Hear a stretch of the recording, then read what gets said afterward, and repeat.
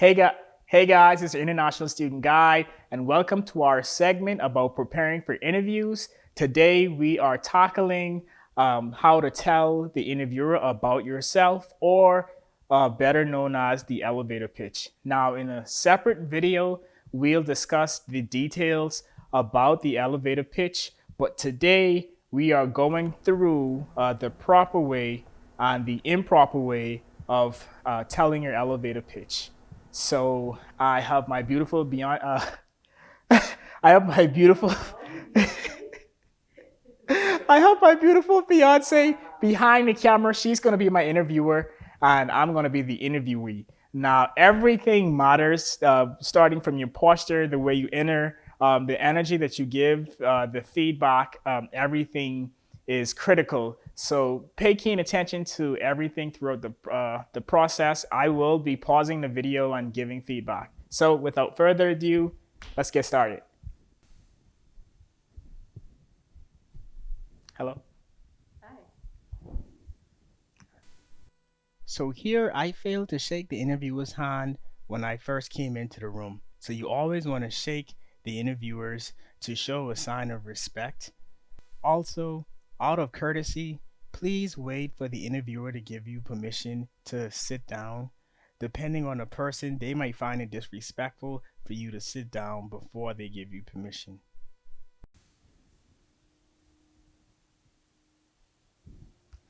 Hi. Well, hello there, Penny. Hi. Yeah, so today I know that you're here to interview and So really. here I fail to have a small talk with the interviewer. You always try to engage and socialize as much as possible to leave a big and positive impression on the interviewers, because oftentimes if the candidate's skills are relatively close, where they're going to pick is by who they feel is most compatible with their team, and communication is key. So it's important for you to be very vocal and expressive during this interview process. So today I know that you're here to interview for your software developer position. Can you please tell me a little bit about yourself and what made you choose to apply for this position? Sure. So I'm a recent graduate, and um, I want to become a software developer, and you guys were hiring, so I thought that would be perfect. Uh, So there are a lot of mistakes here. One, I failed to properly introduce myself and give a brief description or summary of my background. And then two, I failed to research the company and find out what the company is about and what their mission statement is, and talk about how I align with their mission statements and the reasons why I decided to pursue employment with them. You have to elaborate on this and not simply say, I want a job and you guys are hiring, so hire me now. Bit about myself. Well, I love sports. I used to play basketball. Um, in my free time, I like to hang out with my dog. He's a chow chow, and it's like a son to me. So yeah, at times I like to read. I really don't know what to say. Maybe you could ask specific questions. So two things you should memorize before coming to this interview is first your elevator pitch. So you should know this inside and out like a book, and then rehearse. And then second, and most importantly, your resume. Even if you forgot your elevator pitch, you should memorize your resume so you should be able to discuss any work experience and skill set that are on your resume, and not just ask them, because at this point the interview is basically over. And now we'll demonstrate how an elevator pitch should go. Hello, Hi, Mr. Penny Pierre. How are you? I'm great. And yourself? I'm great too. You can have a seat. Oh, thank you. So, was it hard finding this place? Actually, it was. It was pretty far away from the door. I kind of got lost along the way, but hey, I'm here now, and thank you for having me. Oh, good, good. We're very glad to have you on to interview today. Yes. So thank. So here you can see that I first shook their hand when I got in. I waited on them to have a seat, and then, most importantly, I smiled. Smiling dramatically influences your chances of getting a job because it shows that you have a vibrant and energetic personality.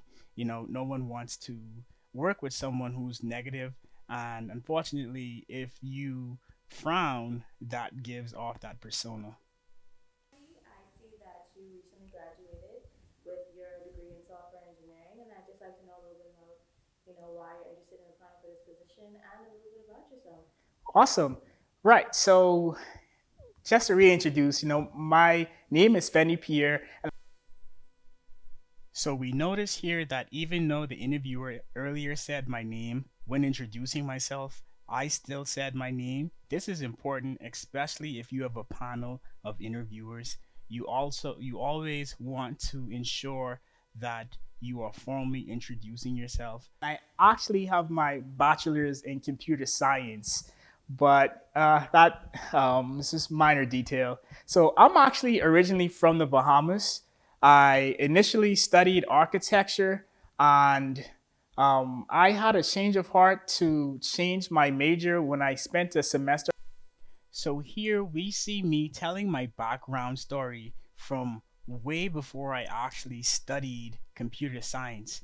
Oftentimes, candidates make the mistake of starting at college. You need to first give a brief history as to how you got into the field, why your passion is within the field, and what drives you. That's going to help form a deeper connection with you and the interviewer and give a bigger, better impression on why they should hire you. Simply giving a brief description about who you are and your background does not help sell your story. And also, the more descriptive you are, now relative information now, but the more descriptive you are with telling them about who you are, the more direct and more time they can spend moving forward and asking more important questions. You don't want to leave them wondering questions about you and hoping that you would have mentioned a few things. At Harvard University during their GSD program, I accidentally came across this guy who was programming, and he introduced me to programming, and it blew my mind away. I became passionate about it, and I haven't looked back ever since. So I decided to pack my bags, and I traveled 1,200 miles all the way down to a small city, Ada, in Oklahoma. There at East Central University, I pursued my bachelor's. I was actually quite active on campus. I initially started off as a resident assistant, and even though that wasn't directly related to computer science, it taught me a lot of life skills and a lot of skills that I could apply into my working environment. And these skills included time management, because I had to manage 38 residents in my apartment complex, along with my schoolwork, along with my own extracurricular activities and the administrative roles that being a resident assistant entailed. So doing all these tasks made me improve and refine my time management skills. It also helped me with my public speaking, my communication skills, my conflict resolution skills. Residents often had a lot of difficulties between one another, and so I would often be the mediator. Sometimes other RAs would have issues, and so that really helped me develop these skills and being able to really be productive and improve the quality of the work environment. So in this particular interview, I'm supposedly applying for a software developer position, but here I am talking about a resident assistant position that has nothing to do with computer science. Why? Because I'm still showing that the skills I learned from this RA position helps me with being a better developer and helps me with being a better teammate. So oftentimes as college students, we don't get the opportunity to get any working experience within our desired field. But that doesn't mean that the experience that you do have is completely irrelevant or useless. It's your job to sell your experience and really debate or argue that your experience is still relevant to the field and it could still help you. And so, what I did was I demonstrated how these skills that I learned as an RA is still applicable anywhere, especially as a software developer. So after working as an RA, I then worked as a admin assistant. There, as a Linux admin, I had an administrative role where I would monitor the server and ensure that all of the policies were being adhered to by the students while using our system. So sometimes I would help them unlock their system if they ran some weird code that could almost break the server because it was consuming so much resources. I would also help them if they need to reset their password or any other minor task. It was also a leadership position where I would point students in the right direction whenever they got demotivated or they got stuck in their code. So I really enjoyed that position. And outside of my degree and working there, I also, in my spare time, like to work on small projects. You know, any small task I find myself repeatedly doing, I like to try to find ways to automate it. For an example, whenever I download file, I have this mini script that runs in the background that automatically saves it in the right folder based on the file format and date. So I can find stuff relatively quickly because they are well organized.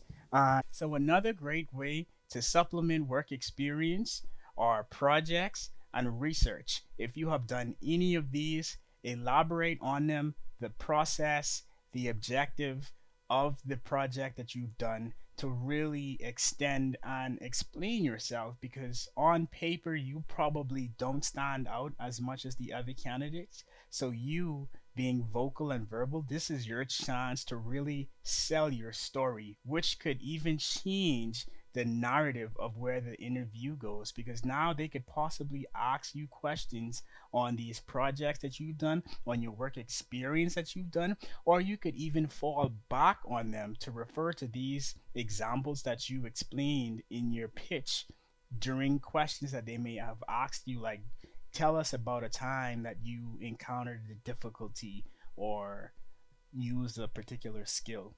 So, this is a great way to tie in anything that you may have done on the side. And I've also created a visualization application for an earth science major.